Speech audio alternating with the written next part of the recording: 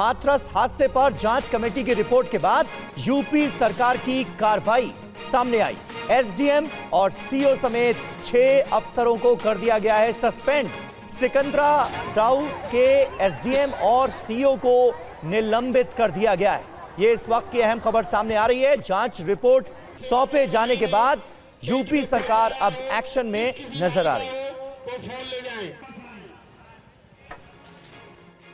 और अगली अपडेट आपको दे दें, एसआईटी ने जो रिपोर्ट आज सरकार को सौंपी है उसमें गंभीर सवाल भी उठाए गए हैं। एसआईटी ने कहा है कि हाथरस हादसे की गहन जांच जरूरी है। एसआईटी ने कहा हाथरस हादसे में साजिश से इनकार नहीं किया जा सकता। हादसे के लिए आयोजक मुख्य रूप से जिम्मेदार है। आयोजकों ने तथ्य छिपाकर कार्यक्रम की अनुमति ली। एसआईटी की रिपोर्ट में इस बात का भी जिक्र है कि भीड़ के बावजूद बैरिकेडिंग पैसेज की व्यवस्था नहीं थी। हादसे के बाद आयोजक मंडल के सदस्य भाग गए। आयोजक मंडल ने पुलिस से बदसलूकी की। स्थानीय पुलिस प्रशासन भी हादसे के लिए जिम्मेदार है। तो ये एसआईटी की रिपोर्ट में है, जिसमें मुख्य रूप से कहा गया है कि जो आयोजक करता है वही इस हादसे के लिए जिम्मेदार है। हमारे साथ पंकज झा भी जुड़ गए, हमारे रोविंग एडिटर, उनका रुख करेंगे। पंकज जी, एसआईटी के रिपोर्ट में ये तो कहा गया है कि जो मुख्य आयोजन करता है दरअसल वही इस भगदड़ हादसे के लिए जिम्मेदार था। ये भी कहा गया है कि आयोजककर्ता ने पुलिस के साथ बदसलूकी की। और किस बात का जिक्र है इस रिपोर्ट में? देखिए, जो तमाम चीज़ें वहाँ से इकट्ठा की गई, लोगों के बयान लिए गए और जो रिपोर्ट देखी गई, उसके बाद जो रिपोर्ट आज मुख्यमंत्री के सामने रखी गई उसके आधार पर तो कार्रवाई हो गई। लेकिन सवाल ये उठता है कि जो हर चीज़ के लिए यहाँ जिम्मेदार बताया जा रहा है, जो मुख्य आयोजक मधुकर है, जिसको दिल्ली से गिरफ्तार किया गया, लेकिन सवाल ये उठता है कि उसने जो ये आयोजन किया था, वो बाबा जो हम कह रहे हैं विष्णु हरि साकार की जो बात हो रही है, क्या उसके खिलाफ कोई कार्रवाई नहीं होनी चाहिए? क्योंकि उस वक्त घटनास्थल पे तो वो जब ये घटना हो रही थी, जैसा खुद एसडीएम जिसको आज सस्पेंड किया गया है, उन्होंने अपनी रिपोर्ट में कहा था कि वहीं पर सेवादारों की धक्का मुक्की होने की वजह से जो चरण ले रहे थे, वहीं से घटना की शुरुआत हुई। एक तरीके से इस पूरे रिपोर्ट में बाबा को तो क्लीन चिट दे दी गई है। जो इलाके के दूसरे बड़े अधिकारी हैं उन सबको भी क्लीन चिट दे दी गई है। जो छोटे अधिकारी हैं एसडीएम से लेकर चौकी इंचार्ज तक, उनको इस मामले में जिम्मेदार माना गया है। एक बड़ी बात जो बार बार कही जा रही है, मुख्यमंत्री योगी आदित्यनाथ ने खुद भी ये बात कही कि साजिश वाली बात, पर इस साजिश का एंगल अभी तक कहीं से समझाया नहीं गया कि आखिर ऐसा है तो कैसे है। ठीक है, बहुत शुक्रिया आपका पंकज जी हमारे साथ जुड़ने के लिए, अपडेट देने के लिए। तो साजिश का भी जिक्र है एसआईटी की इस रिपोर्ट में, लेकिन किसने रची साजिश और क्यों रची गई साजिश, इसका उल्लेख नहीं है। इस खबर पर नजर हमारी बनी रहेगी। आगे बढ़ते हैं। असम में बाढ़ और भारी बारिश के चलते तबाही आ रखी है। राज्य में सभी नदियां खतरे के निशान से ऊपर बह रही हैं और लाखों लोग इस बाढ़ और बारिश से प्रभावित हुए हैं। रिपोर्ट देखिए। असम में बारिश और बाढ़ की वजह से बने हालात सुधरने का नाम नहीं ले रहे। तस्वीरें शिवसागर जिले की हैं, जिनमें साफ देखा जा सकता है कि तबाही किस स्तर की हुई है। जिले में आई बाढ़ ने 100 से ज्यादा गांवों को अपनी चपेट में ले रखा है। जिले के करीब 2 लाख लोग बाढ़ से बुरी तरह प्रभावित हैं। हालात इतने बिगड़ गए हैं कि कहीं लोग अपने परिजनों को साइकिल के जरिए सुरक्षित स्थानों तक पहुंचा रहे हैं, तो कहीं लोग देसी जुगाड़ के जरिए अपने अपनों को रेस्क्यू करते नजर आए। बाढ़ के चलते अब तक जिले में 4 लोगों की मौत भी हो चुकी है। इसके अलावा कई बुनियादी ढांचों को भी बाढ़ के पानी ने तबाह कर दिया। असम के बारपेटा जिले में बाढ़ की वजह से हालात गंभीर बने हुए हैं। जिले के करीब 1.5 लाख लोग प्रभावित हैं। बाढ़ के पानी ने जिले में हजारों हेक्टेयर फसल को जलमग्न कर दिया है। लोगों को बाढ़ के कारण भारी समस्याओं का सामना करना पड़ रहा है। लोगों का कहना है कि हर जगह पानी ही पानी है, सड़कें नहीं दिख रही। हम खाने और पीने के पानी की कमी से भी जूझ रहे हैं। उनके मुताबिक मवेशियों के लिए काफी परेशानी उठानी पड़ रही है। नेपाल में हुई भारी बारिश और बाढ़ का असर अब बिहार में दिखने लगा है। मोतिहारी के कई इलाके पानी में डूब गए हैं, जिससे लोगों को परेशानी का सामना करना पड़ रहा है।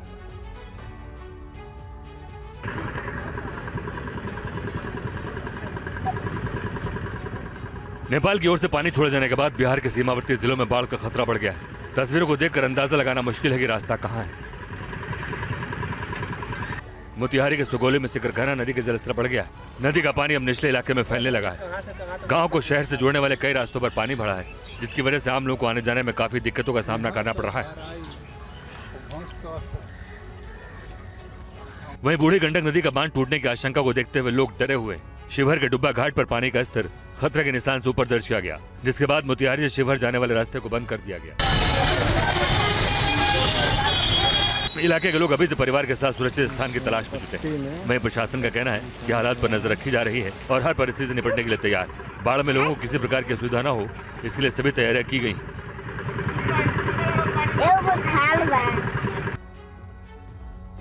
और उत्तराखंड में जोशीमठ हाईवे पर लैंडस्लाइड से बड़ी मुश्किलों का पहाड़ टूट पड़ा। हजारों यात्री हाईवे पर फंस गए। ये रिपोर्ट देखिए।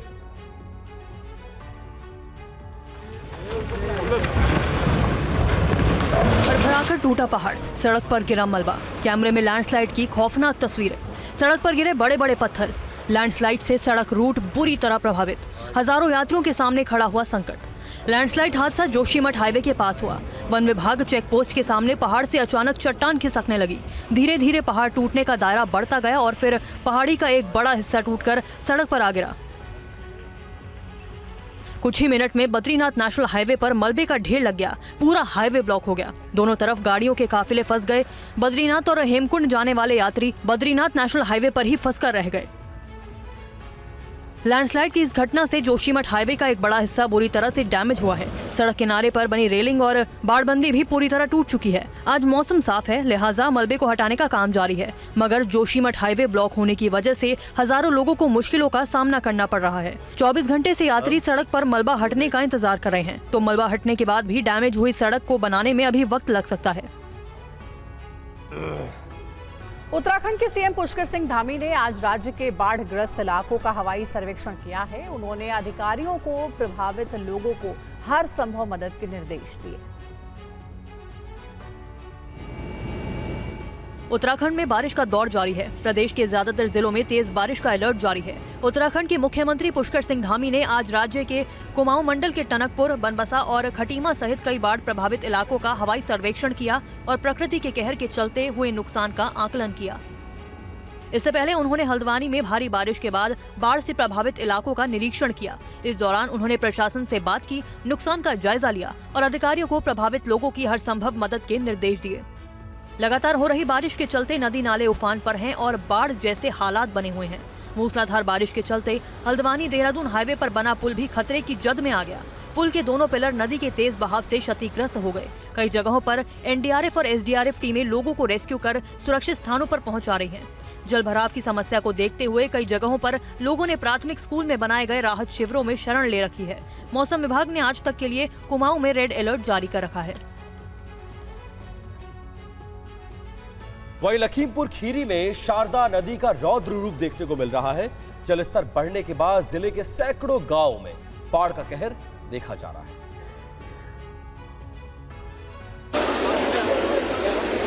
यूपी के लखीमपुर खीरी जिले में बारिश की वजह से बाढ़ के हालात। लगातार हो रही बारिश से शारदा नदी का जलस्तर काफी बढ़ गया है। यूपी के लखीमपुर खीरी जिले में बारिश की वजह से बाढ़ के हालात। लगातार हो रही बारिश से शारदा नदी का जलस्तर काफी बढ़ गया है, जिसके चलते नदी किनारे बसे गांव में रहने वाले लोगों की मुश्किलें बढ़ी। जलस्तर बढ़ने के बाद जिले की 5 तहसीलों के सैकड़ों गांवों को जल कहर झेलना पड़ रहा है। हालात ये हैं कि पलिया और बीरा के बीच बाढ़ का पानी रेल लाइन के दोनों ओर ज्यादा भर जाने की वजह से करीब 15 मीटर रेल लाइन कट गई, जिसके बाद से रेल सेवा प्रभावित है। हालांकि रेलवे एहतियाती कदम उठा रहा है। लोगों का कहना है कि बनबसा बैराज से लगातार शारदा नदी में छोड़े जा रहे पानी की वजह से शारदा नदी के तेवर काफी कड़े हो गए। शारदा खतरे के निशान के ऊपर बह रही है। पुलिस ने बढ़ते जलस्तर और खतरे को देखते हुए अगले कई रास्तों पर आवाजाही रोक दी। जलस्तर बढ़ने की वजह से कई घरों में पानी भर जाने की वजह से ग्रामीणों की दिक्कत बढ़ी। दहशत की वजह से लोगों ने पलायन शुरू कर दिया। उधर तिकोनिया इलाके में मोहाना नदी का जलस्तर भी बढ़ रहा है। नदियों के बढ़ते जलस्तर को देखते हुए प्रशासन अलर्ट है और हालात पर नजर रखे। और बेरिल तूफान के प्रहार से सुपर पावर मुल्क अमेरिका के कई शहरों में कोहराम मचा हुआ है। देखिए बड़ी तबाही की लेटेस्ट तस्वीरें। तूफान का प्रहार, सैलाब की मार, बेकाबू बाढ़, घर, मकान, दुकान और संस्थानों पर पानी का कब्जा। तस्वीरें अमेरिका के टेक्सास और ह्यूस्टन में हुई तबाही की। बेरिल तूफान ने टेक्सास में 65 किलोमीटर प्रति घंटे की रफ्तार से तबाही मचाई। सड़क पर मौजूद लोग तूफान में फंसे रह गए और जान बचाने की गुहार लगाते रहे। तूफान की मार 20 लाख घरों पर पड़ी, जहां बिजली गुल हो चुकी है। हालात इतने बिगड़ चुके हैं कि ह्यूस्टन के 2 एयरपोर्ट की 1000 फ्लाइट्स कैंसिल कर दी गई। ह्यूस्टन शहर में तूफान ने बड़ी तबाही मचाई। यहाँ भी लोग अंधेरे में रहने को मजबूर हैं। तूफान की जद में अगर कई लोगों के मारे जाने की खबर है। तेज तूफान के साथ ही बारिश ने शहर में बाढ़ जैसे हालात कर दिए। सड़कों पर पानी भरा है। ह्यूस्टन से आई इन तस्वीरों को देखिए, पूरे शहर में सैलाब है। शहर का कोई हिस्सा नहीं बचा जहां पानी ने अपना रौद्र रूप न दिखाया। मार्केट, सड़कें, घर, अस्पताल सब सैलाब की भेंट चढ़ गए।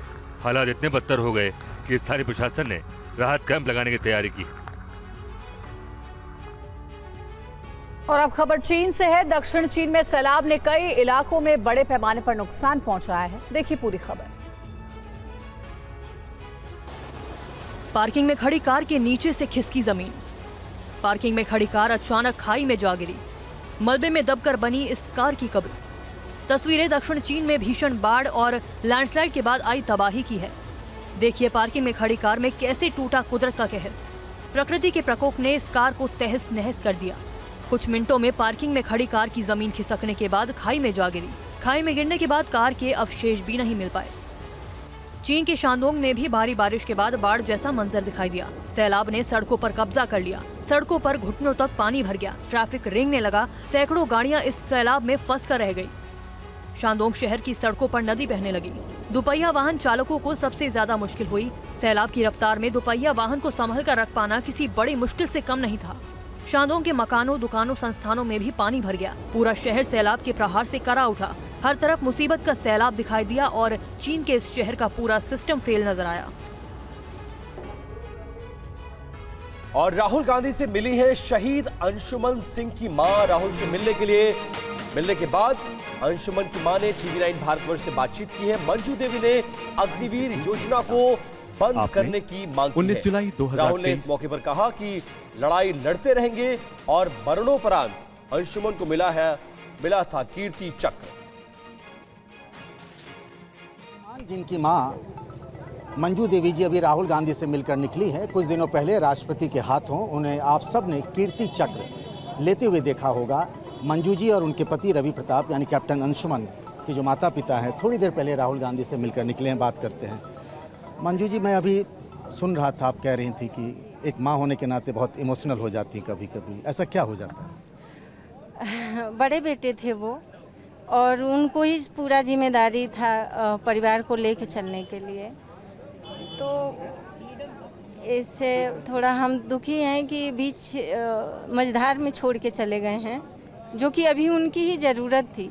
हम एक फौजी सिपाही से उनको जबकि कोई अमाउंट इतना पहले नहीं होता था, हम उस स्थिति में 3-3 बच्चों को पढ़ाए लिखाए, उनको यहाँ तक पहुँचाए और अभी उनकी ज़रूरत थी मेन। अभी मेरी दोनों बच्चे पढ़ रहे हैं और उस बीच में हमें छोड़ के चले गए हैं। तो थोड़ा माँ हूँ ना, तो वो कमियाँ महसूस होती है कि वही पूरा करते हैं। अभी फादर तो रिटायर हो गए हैं, माँ तो माँ होती है। और माँ तो मैं तो पूरी ज़िंदगी ये दर्द लेके जीना चाहूँगी।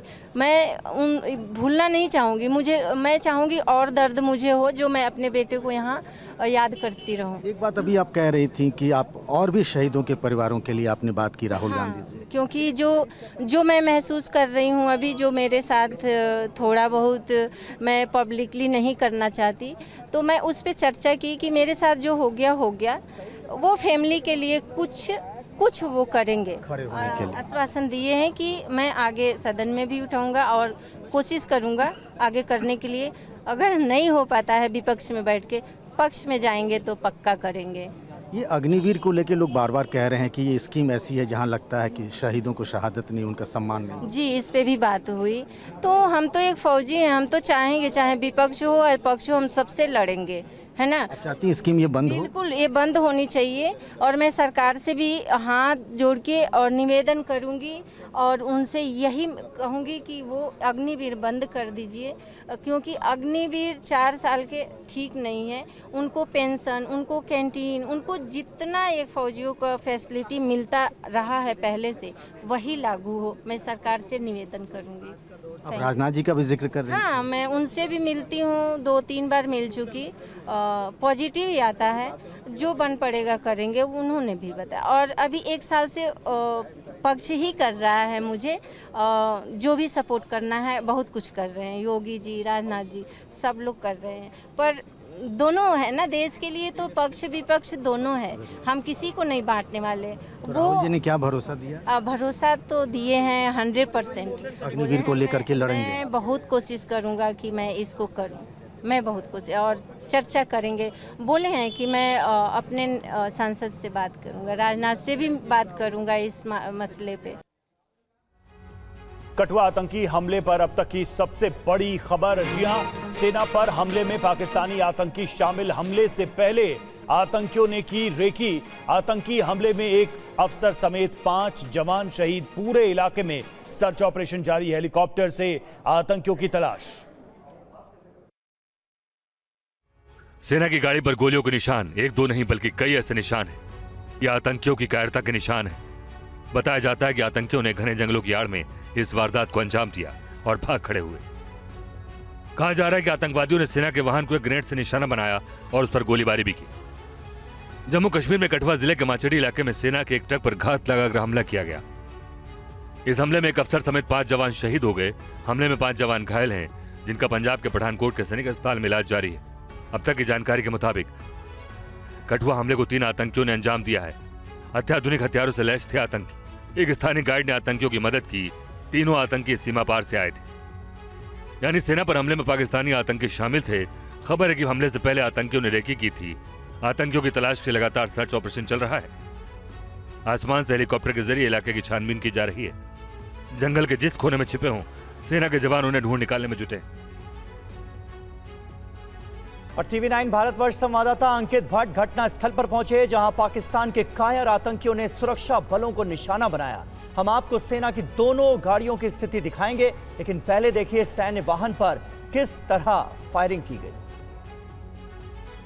आप वाहन पर गोलियों के निशान देखिए। ड्राइवर साइड पे 2 निशान जो है वो हमें साफ तौर पे देखने को मिल रहे हैं, और उसी के साथ जो टायर है वो पूरी तरीके से यहाँ पर पंचर किए जाते हैं। उसी के साथ यहाँ पे ये देखिए, यहाँ पे बुलेट का निशान है जो साफ तौर पे हम देख पा रहे हैं। उसी के साथ यहाँ पर एक और बुलेट का निशान है, यहाँ पर भी बुलेट का निशान है। और ये जो गाड़ी है, इसका जो बैक साइड है ये ऐसा लग रहा है कि बुलेट प्रूफ है, और इसी बुलेट प्रूफ साइड से आतंकियों जो बुलेट प्रूफ प्लेट है, इसी के अंदर भी जो गोली है वो चली जाती है। और ऐसा लग रहा है कि स्टील बुलेट्स का इस्तेमाल जो है वो आतंकियों ने किया हो सकता है। यहाँ पे आप गोलियाँ जो है, जो बुलेट्स के राउंड है वो भी यहाँ पर देख सकते हैं। कुछ राउंड्स अंदर जो है वो बिखरे पड़े हुए हैं, और उसी के साथ साथ साइड में भी यहाँ पर ये जो प्लेट लगाई गई है वाहन पर, यहाँ पे भी बुलेट के निशान साफ तौर पे देखने को मिल रहे हैं। जानकारी ये भी है कि सेना के जवानों की गाड़ियां कुछ दूरी पर आगे पीछे चल रही थी। अब आपको दिखाते हैं दूसरे सैन्य वाहन के हालात। टीवी 9 संवाददाता अंकित भट्ट की एक ग्राउंड रिपोर्ट। ये देखिए, यहाँ पर आपको सिर्फ और सिर्फ जो निशान है वो यहाँ पर त्रिपाल पे गोलियों के दिखेंगे। तो आप अंदाज़ा लगाइए कि किस तरीके से आतंकियों ने इस आतंकी हमले को अंजाम दिया था। ये देखिए, यहाँ पर गोलियों के निशान हैं। फ्रंट पर भी आतंकियों की तरफ से 1 2 3 4 5 6 7 राउंड फायर जो है वो मेरे को फ्रंट पे दिख रहे हैं। और यहाँ पर आप देखिए कि ये देखिए किस तरीके से जो निशान हैं वो हम आपको दिखाने की कोशिश करेंगे। ये देखिए, ये वो 7 राउंड है जो साफ तौर पे आप देख सकते हैं। शीशा पूरी तरीके से डैमेज है। ऐसा लग रहा है कि फ्रंट से भी आतंकियों की तरफ से जो फायरिंग है वो यहाँ पर की गई थी। अब सुरक्षा बल जो है वो लगातार जो ऑपरेशन है वो चला रहे हैं, ताकि जल्द से जल्द उन कायर आतंकियों को न्यूट्रलाइज किया जा सके जिन्होंने इस कायराना हरकत को अंजाम दिया था। और कठुआ के बिलावर में एडिशनल डिप्टी कमिश्नर ने हादसे के बाद आतंकियों के खिलाफ सख्त कार्रवाई की बात कही है। साथ ही लोगों से अपील की है कि वो जहां कहीं भी संदिग्ध गतिविधियां देखें, सुरक्षा बलों को तुरंत सूचित करें। तो ये एक बड़ा ही अनफॉर्चुनेट इंसिडेंट है। हमारी सिक्योरिटी फोर्सेस वाले बड़े ही मुस्तैद हैं। तो ये कोई अनफॉर्चुनेट इंसिडेंट हो चुका है, तो अब ये इसके खिलाफ स्टर्न एक्शन जो होगा वो लिया जाएगा। और जी, जैसे हम देख रहे हैं ऊपर बड़ा इलाका है, लोगों को डर भी दहशत बनी जाती है। उसके लिए एडमिनिस्ट्रेशन की तरफ से किस तरह से स्टेप किए जा रहे हैं ताकि लोग डरना और नहीं, हमारा जो सिविल एडमिनिस्ट्रेशन है वो बिल्कुल मुस्तैद है। वो लोगों में कॉन्फिडेंस बिल्डिंग मेजर के लिए वो तैयार है। और हमारे जो हमारे फील्ड स्टाफ है, फील्ड फंक्शनरीज हैं, वो राउंड पे रहते हैं और लोगों के साथ, लोगों में कॉन्फिडेंस बिल्ड मेजर करने के लिए वो अपनी कोशिश भरपूर कर रहे हैं और हम कोशिश करेंगे कि ये आगे कोई ऐसा हादसा जो है वो ना हो। लोगों से क्या अपील करेंगे कि सरकार पूरा सहयोग करे, सिक्योरिटी फोर्सेस का सहयोग करे? और मैं लोगों से ये कहना चाहता हूँ कि आप, है तो ये दुखद घटना है, लेकिन इसमें थोड़ा प्रशासन का भी और सिक्योरिटी फोर्सेस का भी आपको साथ देना है। यहाँ पे भी जब कोई आपको कोई ऐसी कोई मूवमेंट या कोई हरकत नजर आती है तो तुरंत वो हमारी सिक्योरिटी फोर्सेस एजेंसीज को इंटीमेट करें। कठुआ आतंकी हमले की राष्ट्रपति द्रौपदी मुर्मू ने कड़ी निंदा की है और जवाबी कार्रवाई की बात कही है। तीनों सेनाओं के प्रमुख भारत के राष्ट्रपति द्रौपदी मुर्मू ने कठुआ में सेना के जवानों के काफिले पर आतंकी कार्रवाई को कायरतापूर्ण करार दिया है। उन्होंने कहा है कि इस हमले की कड़ी निंदा की जानी चाहिए। अपने संदेश में उन्होंने ये भी कहा कि मेरी संवेदना उन बहादुरों के परिवारों के साथ है जिन्होंने आतंकियों के खिलाफ युद्ध में अपने प्राण न्यौछावर कर दिए हैं। मैं घायलों के शीघ्र स्वस्थ होने की प्रार्थना करती हूँ। इधर जम्मू कश्मीर के पूर्व मुख्यमंत्री फारूक अब्दुल्ला ने भी पाकिस्तान को आतंकवाद को रोकने की अपील करते हुए कहा कि युद्ध जैसे हालात बने तो बर्बादी के सिवा कुछ नहीं होगा। बल्कि इससे तो मुझे डर ये है कि कहीं हमारे लोगों का वो लावा इतना भर जाए कि हम लोगों को लड़ाई पे आने पड़ा। उनको ये देखना चाहिए पहले ही वो बर्बाद हो गए हैं और लड़ाई दोनों मुल्कों के लिए तबाही ही लाएगा, कुछ और नहीं लाएगा। तो इसको बंद करें, मेहरबानी करके इस टेररिज्म को बंद करें। ये सारी दुनिया में इसकी निंदा हो रही है। और अगली खबर यूपी से। आजम खान की पत्नी के रिजॉर्ट पर चला है बुलडोजर। रिजॉर्ट की एक दीवार तोड़ दी गई है, एक बिल्डिंग भी खाली कराई जा रही है। ये तस्वीरें आपके सामने हैं। आजम खान की पत्नी के रिजॉर्ट की एक दीवार तोड़ी गई है और रिजॉर्ट पर चल रहा है बुलडोजर।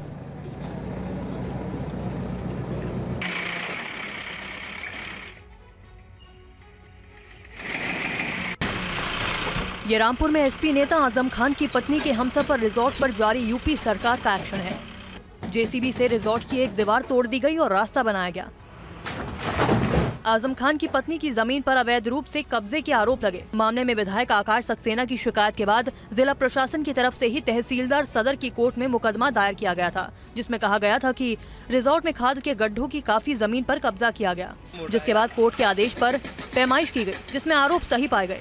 कोर्ट ने जमीन से अवैध कब्जे खाली कराने के साथ ही क्षतिपूर्ति भी वसूलने के आदेश दिए, जिसके बाद ये कार्रवाई की जा रही है। कुछ दिन पहले आकाश सक्सेना ने इस कार्रवाई के लिए खत लिखकर रिमाइंडर भेजा था। वहीं जिले के एसपी नेता सरकार पर तानाशाही का आरोप लगा रहे हैं। निशान लगा ही नहीं, आप देख लीजिए कहीं निशान लगाओ। हम लोगं को पता ही नहीं कि कहाँ से तोड़ना है, कितना तोड़ना है, कोई निशान नहीं है। आप चेक कर लीजिए कि जाके निशान लगाओ।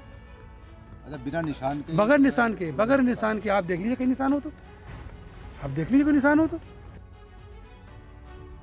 आगामी चुनाव को लेकर कांग्रेस की रणनीति। यूपी समेत पूरे देश में एससी एसटी वोट पर नजर है कांग्रेस की। गांव और वार्ड में संविधान रक्षक समिति बनाएगी। कांग्रेस ने करीब 4 लाख संविधान रक्षक बनाए हैं।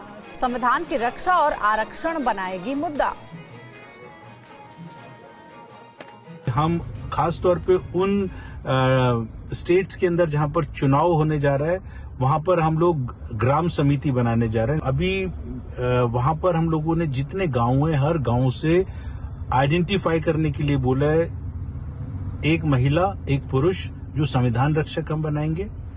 और आगे हम लोग संविधान पे चर्चा गांवों के स्तर पे करेंगे, उन लोगों को ट्रेन करेंगे कि वो लोग जाएं, लोगों के बीच में बैठें और लोगों को बताएं कि कांग्रेस पार्टी किस तरीके से संविधान की रक्षा करना चाहती है और किस तरीके से आरएसएस बीजेपी संविधान को खत्म करना चाहती है।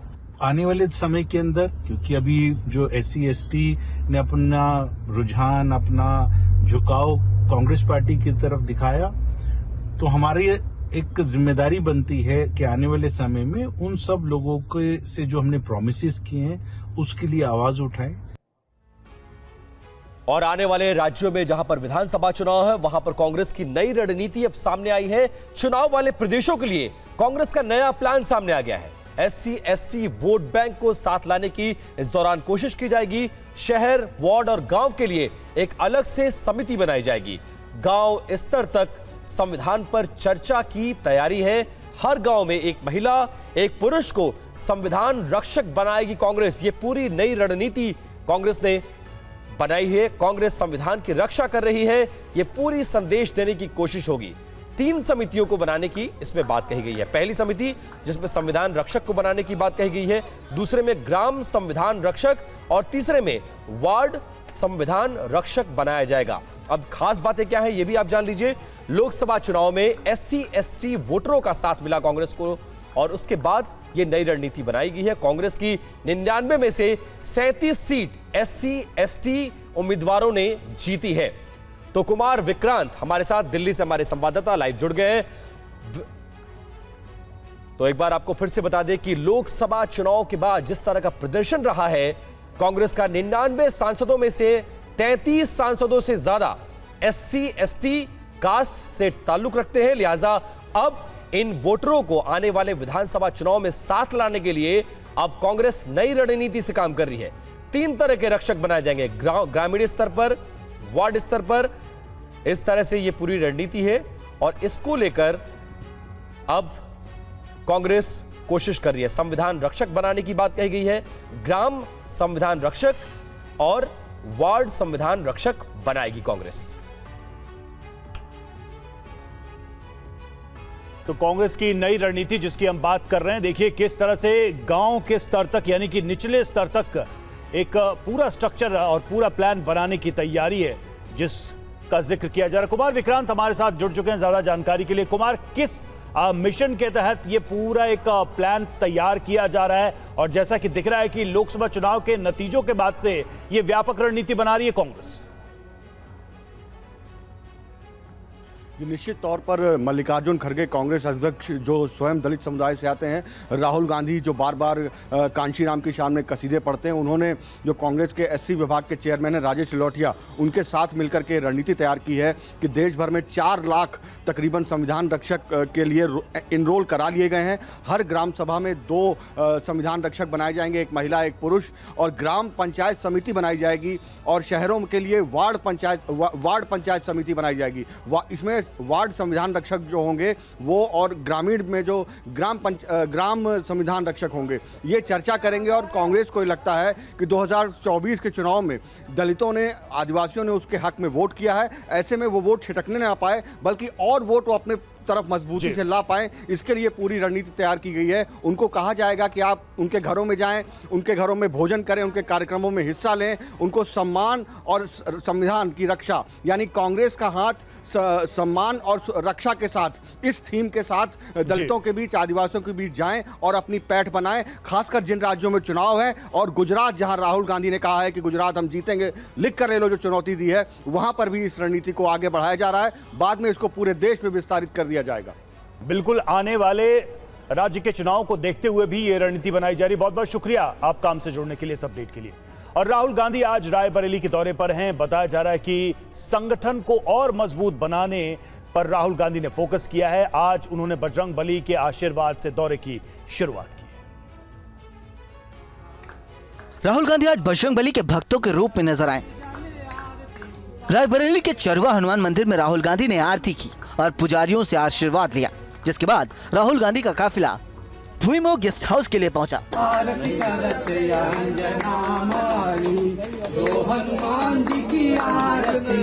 विपक्ष का नेता बनने के बाद राहुल गांधी, जो कि रायबरेली से कांग्रेस के सांसद भी हैं, यहां पहली बार पहुंच रहे हैं। हाल ही में हुए लोकसभा चुनाव में राहुल गांधी ने रायबरेली से 3,90,000 मतों के अंतर से जीत दर्ज की थी। कांग्रेस के पूर्व अध्यक्ष राहुल गांधी नेता प्रतिपक्ष बनने के बाद पहली बार अपने संसदीय क्षेत्र रायबरेली पहुंचे, जहां वकील, समाज सेवा समेत कई तबकों के लोगों से फीडबैक लेंगे। कांग्रेस को फीडबैक मिला है कि इस बार दलितों का एक बड़ा वोट बैंक कहीं ना कहीं कांग्रेस को गया है और कांग्रेस की वजह से समाजवादी पार्टी को भी फायदा हुआ है। ये कांग्रेस के लोगों का दावा है। तो राहुल आज अपने एक दिन के दौरे पर यहाँ के लोगों से मिलकर आगे क्या किया जाए इसका मूड जानना चाहते हैं। और मॉस्को में आज भारतीय समुदाय से प्रधानमंत्री नरेंद्र मोदी ने मुलाकात की। रूसी भाषा में पीएम मोदी ने की अपने भाषण की शुरुआत। पीएम मोदी ने कहा, अकेला नहीं आया हूं, 140 करोड़ भारतीयों का प्यार साथ आया। प्रियत मस्कवा कागदेला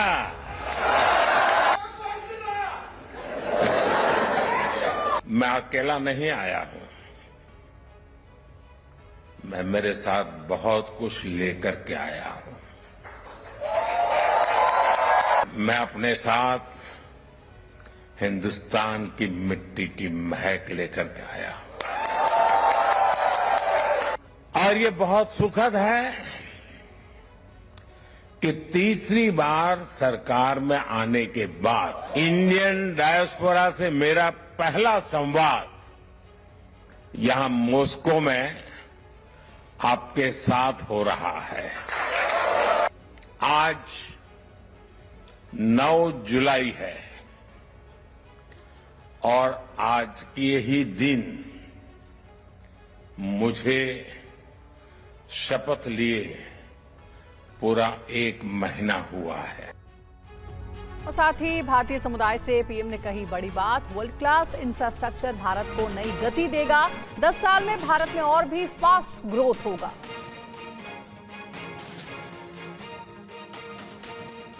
आपने चुनाव का माहौल भी देखा होगा, टीवी पर देखते होंगे चुनाव कैसा चल रहा है, कौन क्या कह रहा है, कौन क्या कर रहा है। साथ ही चुनाव के दौरान मैं कहता था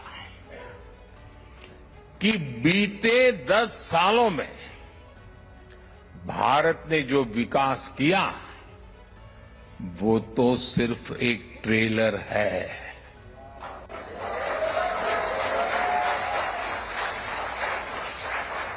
आने वाले 10 साल और भी फास्ट ग्रोथ के होने वाले हैं। सेमीकंडक्टर से इलेक्ट्रॉनिक्स मैन्युफैक्चरिंग तक, ग्रीन हाइड्रोजन से इलेक्ट्रिक व्हीकल तक और वर्ल्ड क्लास इंफ्रास्ट्रक्चर भारत की नई गति दुनिया के विकास का अध्याय लिखेगी। और अब आपको दिखाते हैं कि पीएम मोदी ने मॉस्को में भारतीयों के बीच अपने संबोधन की शुरुआत कैसे की। प्रियत मस्कवा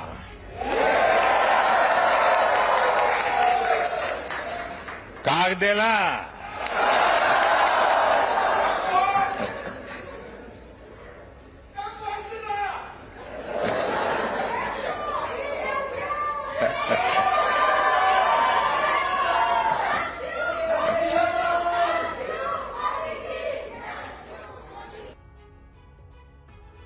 और पीएम मोदी के रूस दौरे पर पश्चिम देशों की भी नजर है। अमेरिका ने रूस यूक्रेन युद्ध पर भारत से अपील की है। क्या है पूरी खबर, 60 सेकंड्स में समझिए।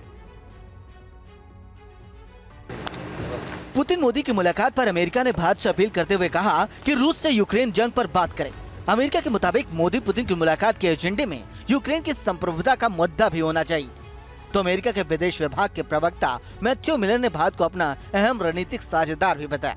तो अमेरिका के बयान पर विदेश विभाग ने कहा कि भारत हमेशा यूएन चार्टर का सम्मान करता है। क्षेत्रीय अखंडता और संप्रभुता का भी भारत सम्मान करता रहा है।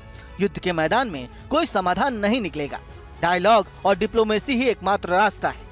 और किडनी ट्रांसप्लांट रैकेट पर दिल्ली पुलिस का बड़ा एक्शन सामने आया है। एक डॉक्टर समेत 7 लोग गिरफ्तार हुए हैं। 50 साल की नामी डॉक्टर को पुलिस ने गिरफ्तार किया। 20 से 30 लाख रुपए में होता था ट्रांसप्लांट। बांग्लादेश के डोनर और रिसीवर होते थे। 2019 से चला रहे थे ऑर्गन ट्रांसप्लांट रैकेट।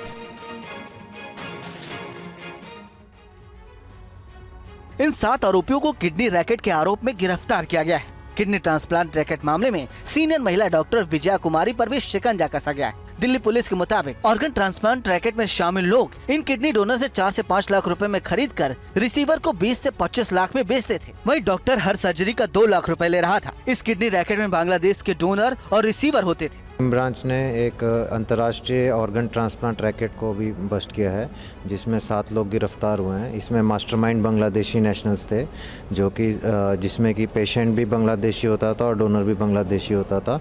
तो इसमें एक रसेल नाम का जो इनका मास्टरमाइंड था, जो बांग्लादेश से पेशेंट लाता था और डोनर अरेंज करता था, उसको गिरफ्तार किया गया। और साथ ही में इसके साथ जो हॉस्पिटल में डॉक्टर इन्वॉल्व थे और उनका स्टाफ, उनकी भी गिरफ्तारी की गई है।